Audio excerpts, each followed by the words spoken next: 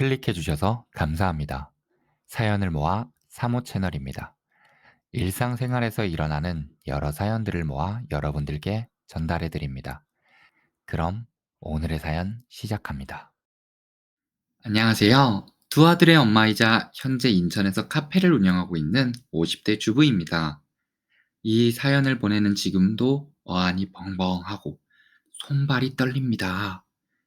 한 집안의 가장이자 든든한 버팀목이었던 남편이 어떻게 이럴 수 있는지 지금 생각해도 정말 당황스럽습니다. 시간을 거슬러 1990년 친구의 주선으로 만나게 된 지금의 남편은 첫 만남부터 식당에 있는 모두의 시선을 사로잡았습니다. 당시에는 쉽게 볼 수 없었던 180cm 이상의 키, 뚜렷한 이목구비, 그리고 깔끔한 정장을 입고 나온 당시 제 남편은 누가 봐도 유복한 환경에서 자란 도련님 이미지를 연상케 했죠. 당시 우체국에서 일을 하던 제게는 마치 다른 세계를 살아온 사람인 것 같았어요. 하지만 너무 긴장해서였을까요? 제대로 말 한마디 못 해보고 정말 밥만 먹고 헤어진 뒤 아쉬움에 밤잠을 이루지 못했습니다. 그렇게 하루를 꼬박 세우고 다음날 일을 하고 있는 저에게 만남을 주선해 주었던 친구가 찾아왔습니다. 어제 대체 무슨 일이 있었던 거야? 그 사람이 너를 한번 더 만나보고 싶다 하네? 처음에는 친구가 저를 놀리는 줄 알았습니다. 그 멋있는 사람이 뭐가 아쉽다고 제게 애프터 신청을 하는 걸까요? 하지만 내심 기뻤던 마음을 감추지 못하고 친구와 함께 시내에 가서 예쁜 옷을 사러 가기로 했죠. 일을 마치고 친구를 기다리는 동안 데이트를 하며 웃고 있는 저를 상상하니 어쩜 그렇게 행복할 수 없더라고요. 혼자서 행복한 상상을 이어가던 도중 문득 등 뒤에 있는 분수의 시선이 갔습니다. 해맑게 웃고 있는 아이가 물을 뿜고 있는 동상을 보고 있는 도중 뒤에서 누군가 제게 말을 걸었습니다. 어때요? 저 동상 제가 만들었는데 행복해 보이나요? 정말 깜짝 놀랐습니다. 만나기로 한 친구는 안 오고 어제 만났던 남자가 제 귀에 대고 속삭이고 있던 겁니다. 예상치 못한 등장의 소리를 왁! 하고 질러버렸지 뭐예요. 당시 제 얼굴을 확인하지는 못했지만 분명 그 자리에 있는 모든 사람들 중에서 제일 얼굴이 빨갰을 겁니다. 하하하, 그렇게 놀랐나요? 어제 웃는 모습이 너무 아름다우셔서 장난 한번 쳐보고 싶었어요. 무례했다면 사과드리겠습니다. 놀란 마음을 가라앉히고 따뜻한 차를 마시며 이야기를 나눴습니다. 아까는 정말 너무하셨어요. 죄송합니다. 제 작품을 그렇게까지 진지하게 봐주시는 분이 많이 없었는데 보고 계신 분이 익숙한 얼굴이라 반가운 마음에 그랬던 것 같아요. 아, 혹시 직업이 어떻게 되세요? 조각가입니다. 조각가. 제게는 정말 낯설고 어색한 직업이었어요. 살면서 한 번은 만나볼 수 있는 사람일까요? 전혀 다른 분야에 대해 관심 있게 이야기를 듣다 보니 쉴 새 없이 떠들게 되었고 어느새 깊은 밤이 되었어요. 헤어질 시간이 다가왔음을 깨닫고 가게에서 나와 나란히 걷다 보니 어느새 아까 그 분수 앞에 있었습니다. 괜히 아쉬운 마음에 그의 얼굴을 한 번 더 쳐다봤습니다. 그러다 저를 쳐다보는 그윽한 눈빛과 마주치니 괜스레 부끄러워져서 고개를 푹 숙이고 어색한 인사를 하며 뒤로 돌았는데 그 순간 제 손을 잡으며 말했습니다. 내일부터는 연인으로 만날까요? 그렇게 저의 영원한 사랑은 시작되었습니다. 처음 저희의 연애는 많이 힘들었지만요. 남편의 가정은 당시 인천에서 가장 큰 무역회사를 운영하고 있었고 우체국에서 집배 일을 하던 저는 당연히 쉽게 인정받을 수 없었습니다. 하루는 도시락을 들고 남편의 작업실을 찾아갔다가 그 모습을 시어머님께 들켜 눈앞에서 두 모자가 싸우는 모습을 보게 되었습니다. 시어머님은 들어오시자마자 제 뺨을 때리며 남편이 조각하고 있던 작업물들에 도시락 통을 던지시고 언성을 높이며 말씀하셨습니다. 우리 집안 가업을 물려받을 준비를 해야지. 계집년의 눈이 멀어 있단 돌이나 깎고 있는 게냐? 얼굴에 당황함을 감추지 못한 남편이 가만히 서 있는 동안 시어머님은 저를 보며 한숨을 내쉬고 말씀하셨습니다. 너희가 좀 그렇게 사랑을 원하면 더 이상 우리 집에서 가져갈 수 있는 건 하나도 없다. 당장 나가! 그렇게 쫓겨나듯이 작업실에서 나온 저희는 그 다음날 바로 서울로 올라가기로 했습니다.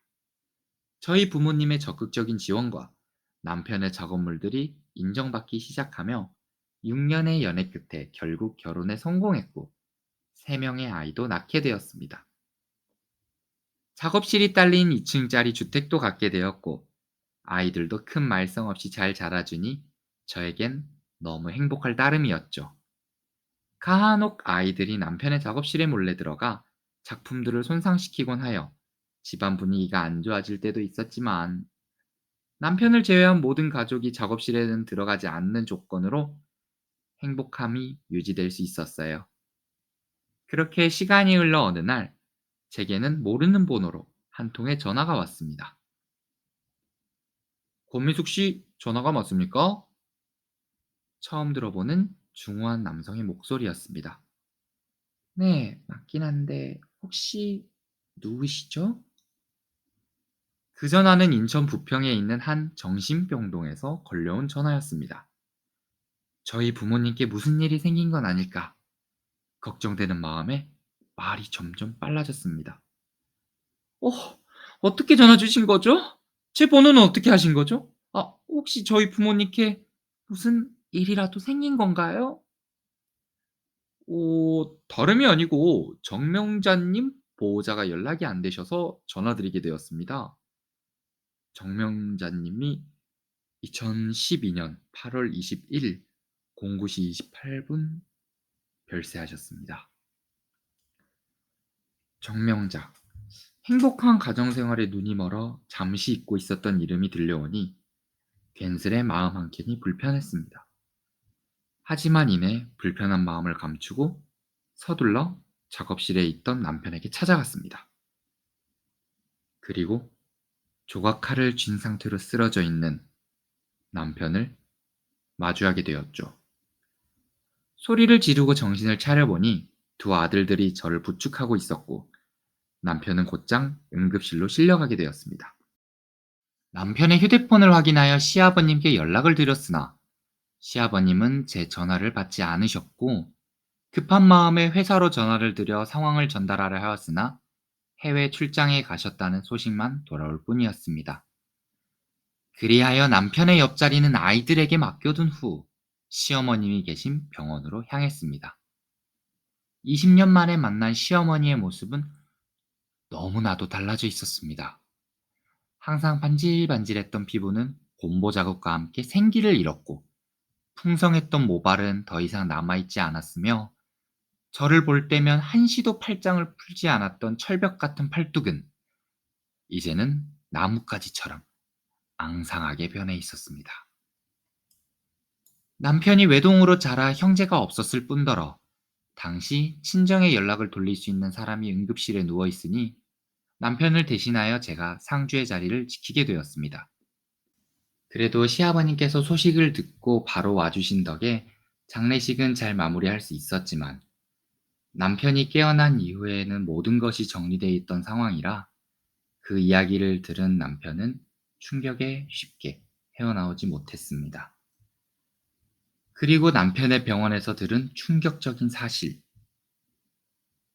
남편분께서는 뇌동맥 기형을 가지고 계셨고 급한 수술은 마쳐두었으나 이미 뇌출혈이 꽤나 오래 진행되고 있었던지라 얼마나 더 버틸 수 있을지는 장담할 수 없습니다.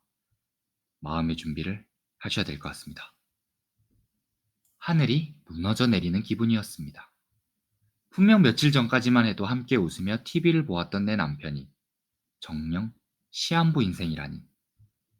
저는 믿기지 않았습니다. 슬픈 현실을 곧바로 받아들이지 못하고 진료실 밖에서 혼자 숨죽여 울고 있을 때 남편이 깨어났다는 소식을 들었습니다. 간호사의 안내에 따라 병실로 찾아간 저는 간신히 눈만 뜨고 있는 남편을 보았고 며칠간 쌓아왔던 감정들이 복받쳐 눈물이 왈칵 차오르더군요. 눈물을 닦으며 냉큼 다가갔으나 놀라는 표정을 지으며 저를 밀어내는 겁니다. 네, 맞습니다. 남편은 깨어난 날부터 선망 증세를 보이기 시작하였고, 저를 어머니를 죽인 살인자라고 기억하더군요. 치료 기간이 길어질수록 점차 기력은 회복하였으나, 저를 볼 때면 이불 안으로 숨어버린다던가, 고함을 지르며 간호사 호출벨을 눌러 저를 병실 밖으로 내보내게 하였습니다. 비참한 현실을 받아들이긴 쉽지 않았지만, 지금의 남편에게 필요한 건 안정과 치료였기에 아이들에게 간호를 맡긴 뒤 홀로 집에 들어와 멍하니 소파에 앉았습니다. 더 이상 흐를 눈물이 없는 건지 눈물 없이 흐르끼며 천장만 보다가 이내 정신을 차리고 밀려있던 집안일을 하기로 마음먹었습니다. 가득 쌓여있는 빨래를 널고 먼지가 쌓여있는 바닥을 닦고 난 뒤 한동안 닫혀 있었던 남편의 작업실도 청소하기로 했습니다. 환기가 되지 않아 날리는 가루들과 이미 굳어버린 재료들, 벽에 쳐져 있는 거미줄까지 남편이 없어 관리가 되어 있지 않은 남편의 작업실은 정말 폐허나 다름없었습니다. 남편이 제 곁에 없다면 평생 지켜보게 될 모습이라 생각되어 남편이 회복하여 돌아오기를 기도하며 열심히 청소하기 시작했습니다. 어지럽혀 있던 장비들을 한 곳에 모아두고 비슷한 모양의 조각품들을 한 곳으로 모아두니 뭔가 이상함을 느꼈습니다. 분명 작업실 공간은 반지하층 전체를 쓰고 있기에 촉히 40평은 넘을 텐데 제가 청소하고 있던 장소는 고작 10평 남짓이었습니다. 집 구조를 생각하며 위화감을 느낄 때쯤 커튼이 쳐져 있는 자리가 그날따라 어색하게 느껴졌습니다. 저희 집 구조상으로 절대 있을 수 없는 커튼의 위치, 그리고 그 앞에 놓여 있는 컴퓨터는 제가 단 한 번도 작동한 것을 본 적이 없습니다. 겁나는 마음에 조심스레 다가가 커튼을 열어보니 눈앞에는 그 넓은 공간을 꽉 채운 사람 얼굴 조각상으로 가득했습니다. 처음으로 기이한 광경에 소름이 끼친 저는 서둘러 스위치를 찾기 시작했고, 이윽고 불이 켜지고서야 진실을 마주할 수 있었습니다. 수많은 조각상들 앞에는 큰 숫자들이 적혀 있었고, A4 용지 사이즈들의 글들이 빼곡하게 적혀 있었습니다. 2010년 10월 3일, 눈을 뜨고 일어났더니 처음 보는 사람과 침대에 함께 있었다. 잠을 깨워주던 보모는 보이지 않았고 우리 집과는 사뭇 다른 풍경이었다. 너무 놀라 대문을 열고 밖으로 나오니 낯선 풍경에 겁을 먹어 다시 안으로 들어올 수밖에 없었다. 여기는 대체 어디란 말인가? 누군가 나를 해치진 않을까? 겁부터 났다. 그런데 나를 여보라고 부르는 이 아줌마는 대체 누구길래 나에게 밥을 차려주고 과일을 깎아주는 걸까? 상냥한 말투 속에 어떤 모습을 숨기고 있을지 모르기에 나는 우선 아무 대답도 하지 않고 화장실로 보이는 곳에 들어가 거울을 쳐다봤다. 거울 속에는 웬 중년의 남성이 서 있는 것이 아니겠나. 당황스러운 마음에 세수를 해도 현실을 부정하려 해도 지금 이 상황은 변하지 않았다. 마치 나를 똑 닮은 이 남성은 내가 늙어 있는 모습과 비슷할 것 같았다. 당황함을 감추고 우선 눈앞에 있는 이 여성을 지켜보기로 했다. 꽤나 매력있게 생겼고 말투 하나하나에 친절함이 담겨져 있는 것을 보니 만약에 이 사람이 내 와이프라면 나름 기쁠 것 같았다. 근데 내 앞에 이 여성이 정말 내 와이프가 맞을까? 나를 도와줄 수 있을까? 글을 하나둘 읽어내려갈 때마다 눈알이 빠질 것 같은 고통이 몰려왔고 남편이 겪었을 혼란을 이해하게 되었습니다. 이 일기와 숫자들은 각 조각상마다 적혀 있었고, 조각상마다 모양이 전부 달랐습니다. 처음에는 대충 깎은 사람의 얼굴, 다음 조각상은 젊은 여성의 모습을 한 조각상, 그리고 마지막은 점점 더 정교해져 누가 봐도 지금의 제 모습인 조각상까지 있었습니다. 10년이 넘는 시간 동안 제 남편은 뇌출혈로 인한 선망 증세와 홀로 맞서 싸우고 있었던 겁니다. 최근 들어 종종 남편이 무뚝뚝해졌다고 느낀 제가 원망스럽고 부끄러워져서 가슴 한켠이 아려왔습니다. 얼마나 힘들었을까? 왜 그간 눈치채지 못하고 도와줄 수 없었을까? 홀로 자책하던 찰나 전화기가 울렸습니다. 첫째 아들이네요. 엄마, 지금 바로 병원으로 와야 할 것 같아. 불길한 예감을 감지하고 달려간 병원에는 시어머님을 따라 하늘의 별이 된 저희 남편이 누워 있었습니다. 하늘은 무심하기도 하시지. 어떻게 저에게 이런 시련을 주셨을까요? 결국 전 탈수 증세로 인해 그 자리에서 쓰러졌고, 발인 날이 돼서야 장례식장을 찾아갈 수 있었습니다.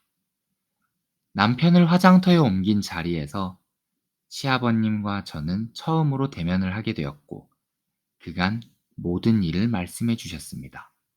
시어머님과 저희 남편은 예로부터 같은 병을 앓고 있었고, 아픈 본인들 때문에 마음씨 착한 며느리가 평생 병수발을 들까 걱정하여 처음부터 결혼을 반대하셨다는 내용을 들었습니다. 또한 두 사람의 병세가 최근 들어 급격히 심해졌기에 해외 의료진을 초청하러 간 사실부터 10년이 넘도록 그간 남편이 가져왔던 수익을 전부 모아 시아버님께 맡겨둔 사실까지 듣고 나니 차마 입이 떨어지지 않았습니다. 말씀이 끝나신 뒤 시아버님은 가슴품에서 2개의 통장과 도장을 건네주셨습니다. 며느라가 그간 미안했다. 통장의 마지막 장에 있는 금액은 생각 이상으로 큰 돈이었고, 감히 제가 이 돈을 받아도 되는지 본능적으로 망설여졌습니다. 그런 제 모습이 눈에 보이셨는지 시아버님은 말을 덧붙이셨습니다. 그 돈은 명백하게 너의 몫이다. 지금껏 못난 시부모 때문에 고생 많았어. 많이 늦었지만 이제라도 힘들 때 서로 기대며 왕래도 하고 지내자꾸나. 그 자리에서 굳어버린 저를 꼭 안아주시고 서로 말없이 흐느끼기만 하였습니다. 시간이 지난 지금 저는 시아버님을 모시며 자식들과 함께 인천에서 거주하고 있습니다. 어쩌면 소중한 것을 잃은 사람들의 마음이 다 같은 걸까요? 지금까지도 단 한 번의 언쟁 없이 잘 지내고 있네요. 너무 먼 길을 돌아왔지만 더 이상은 힘든 내색 없이 남은 삶은 후회 없이 보내며 그의 곁으로 가려 합니다. 곧 다가올 남편의 기일에 괜스레 가슴이 먹먹해져 저도 모르게 사연을 신청했네요. 여러분들도 주변인들의 건강에 한 번 더 관심을 기울여 주시고 부디 저와 같이 소중함을 잃지 않으셨으면 합니다. 오늘도 사모 채널의 사연을 끝까지 들어주셔서 감사합니다. 앞으로도 재밌고 놀랄만한 사연을 듣고 싶으시다면 채널 옆에 있는 구독 버튼과 엄지 모양의 좋아요 버튼을 눌러주시면 됩니다. 당신의 시간에 행복을 더해드리고 싶습니다. 감사합니다.